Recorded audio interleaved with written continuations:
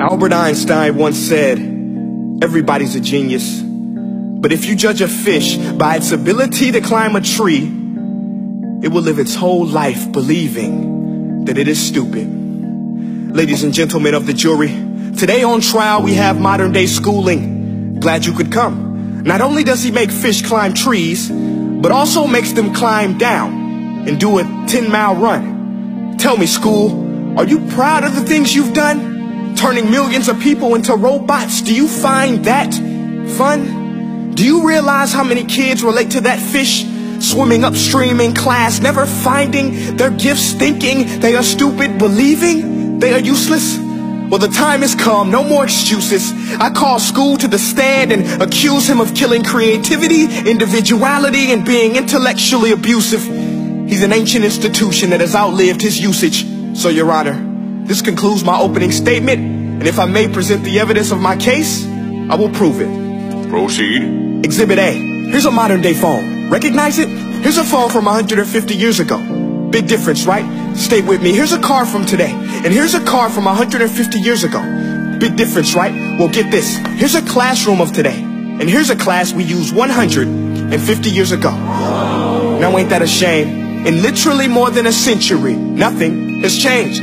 Yet you claim to prepare students for the future? But with evidence like that, I must ask, do you prepare students for the future or the past? I did a background check on you and let the record show that you were made to train people to work in factories, which explains why you put students in straight rows, nice and neat, tell them sit still, raise your hand if you want to speak, give them a short break to eat, and for 8 hours a day tell them what to think.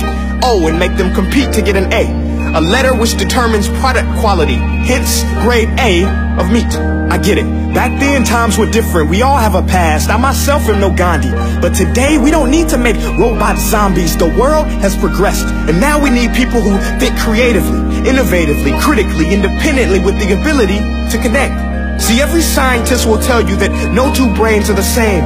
And every parent with 2 or more children will confirm that claim. So please explain why you treat students like cookie cutter frames or snapback hats, giving them this one-size-fits-all crap. Watch your language. Sorry, Your Honor, but if a doctor prescribed the exact same medicine to all of his patients, the results will be tragic. So many people will get sick, yet when it comes to school, this is exactly what happens. This educational malpractice, where one teacher stands in front of 20 kids, each one having different strengths, different needs, different gifts, different dreams, and you teach the same thing the same way? That's horrific. Ladies and gentlemen, the defendant should not be acquitted. This may be one of the worst criminal offenses ever to be committed. And let's mention the way you treat your employees. Objection. Overruled. I want to hear this. It's a shame. I mean, teachers have the most important job on the planet, yet they're underpaid? No wonder so many students are short-changed. Let's be honest, teachers should earn just as much as doctors, because a doctor can do heart surgery and save the life of a kid, but a great teacher can reach the heart of that kid and allow him to truly live. See, teachers are heroes that often get blamed, but they're not the problem. They work in a system without many options or rights. Curriculums are created by policymakers, most of which have never taught a day in their life. Just obsessed with standardized tests. They think bubbling in a multiple choice question will determine success. That's outlandish. In fact, these tests are too crude to be used and should be abandoned, but don't take my word for it.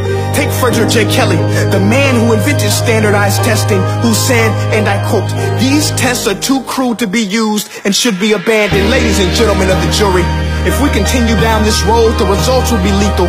I don't have much faith in school, but I do have faith in people.